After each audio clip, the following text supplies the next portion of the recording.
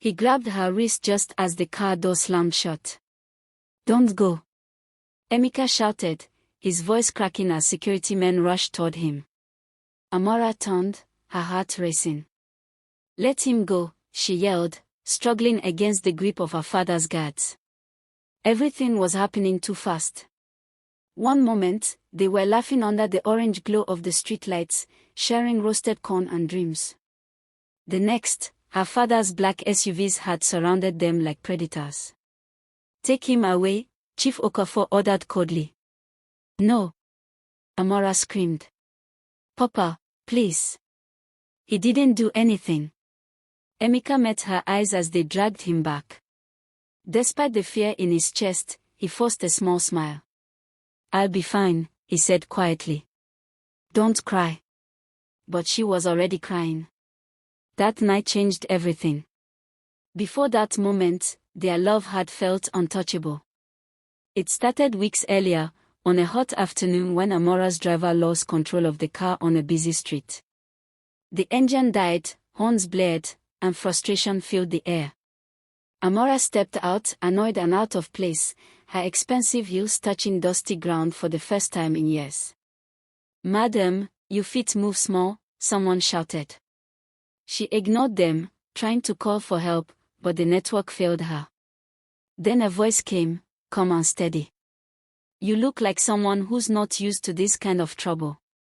She turned and saw him, sweaty, simple, holding a rag in one hand. "What do you want?" she snapped. "To help," he replied. She almost laughed. "Can you even fix this?" "Let me try." Minutes later, the engine roared back to life.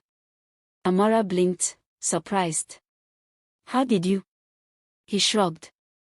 "Life teaches you things when you don't have a choice." She reached into her purse and brought out money. "Here." But he stepped back. "No." "No," she frowned. "I didn't help you for money." "Then why?" He smiled, a genuine smile that caught her off guard. "Because you needed help." That was the first time someone treated her like a person, not a paycheck. "I'm Amara," she said softly. "Emeka." That name stayed in her mind long after she left. Days later, she found herself returning to that same street. "Oh, rich madam is back," Emeka teased when he saw her. "Don't call me that," she replied, trying not to smile. "Then what should I call you?" "Just Amara." He nodded. "Okay, Amara." From that moment, something began. She sat with him by the roadside, eating food she had never tasted before. She laughed in ways she never had. She listened to his stories, how he lost his parents, how he struggled, how he refused to give up. "What about you?" he asked one evening. She hesitated. "My life is complicated." "Complicated how?" "I have everything, but nothing feels real." He looked at her carefully. "You're lonely." The word hit her harder than she expected. "Yes," she whispered. He didn't pity her. He just nodded, like he understood. And that understanding pulled them closer. Weeks turned into something deeper. "I think I'm falling for you," Emeka said one night, his voice barely above a whisper. Amara's heart skipped. "You shouldn't." "Why?" "Because my world would destroy you." He stepped closer. "Then let it try." She shook her head, tears forming. "You don't understand." "Then make me understand," he insisted. She looked into his eyes and saw something she had never seen before, certainty. "I love you," she said. That was the beginning of their storm. Because love like theirs doesn't go unnoticed. The night her father found out, everything shattered. "Who is he?" Chief Okafor demanded, slamming his hand on the table. "No one," Amara said quickly. "Don't lie to me." She stayed silent. "I heard you've been sneaking out. Meeting some street boy." "He has a name," she said quietly. "That was a mistake." Her father's face hardened. You will end this immediately. No. The room fell silent. What did you say? I said no, she repeated, her voice stronger this time. You are my daughter. You will do as I say. I'm not a child anymore. The slap came fast. Amara staggered, holding her cheek, tears streaming down. You will never see him again, her father said coldly. But love doesn't end on command. She found ways to sneak out. I thought you wouldn't come, Emeka said when he saw her that night. I'll always come, she replied, hugging him tightly. But danger was closing in. And then came that night, the one where everything broke. After Emeka was taken, Amara was locked inside the mansion.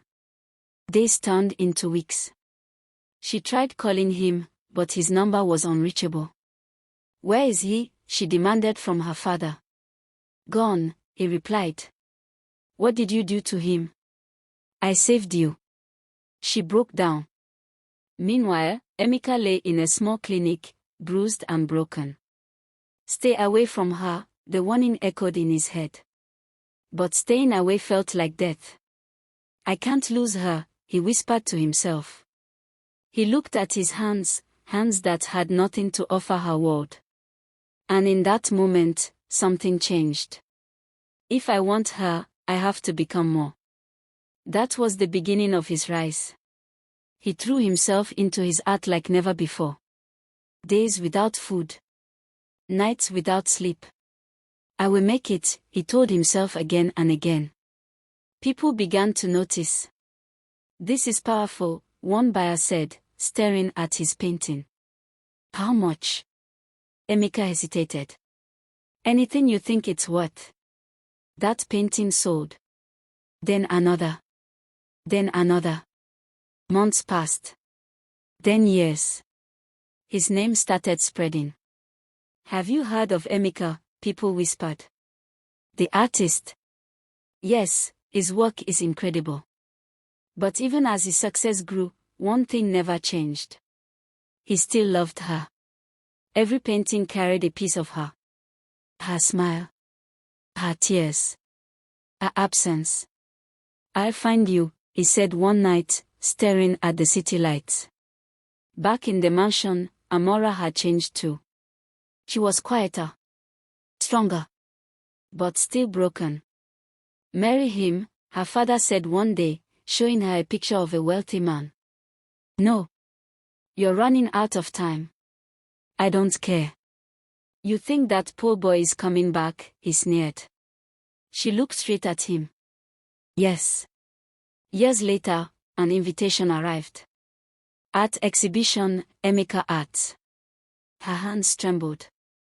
Is it him? She whispered. Her heart already knew the answer. She went. And there he was. Standing tall. Confident.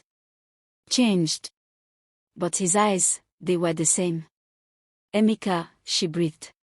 He turned. Time stopped. Amara. She ran to him. You're alive, she said, tears streaming. I told you I'd be fine. I thought I lost you. He gently wiped her tears. You never did. Why didn't you come back? I needed to become someone who could stand beside you. You already were, she said, her voice breaking. He shook his head. Not in your father's eyes. As if summoned by fate, Chief Okafor appeared. So, this is the boy, he said, looking Emeka up and down. No, Emeka replied calmly. This is the man your daughter loves. The room fell silent. You think money makes you worthy? Her father asked. No, Emeka said. Struggle does. Growth does. Love does. Chief Okafor studied him carefully. You built all this? Yes. From nothing? Yes. For the first time, the old man hesitated. Amara stepped forward. Papa, I love him. Silence. Long and heavy. Then finally. Then prove it, her father said. Emeka looked confused. How? Show me that you won't break her. Emeka took Amara's hand. I already promised that the day I met her. Something softened in Chief Okafor's eyes. Maybe it was time. Take care of her, he said quietly. Amara gasped. Papa. That's my condition. Tears filled her eyes as she hugged him. Thank you. And just like that, the war ended. Love had won. Emeka turned to Amara.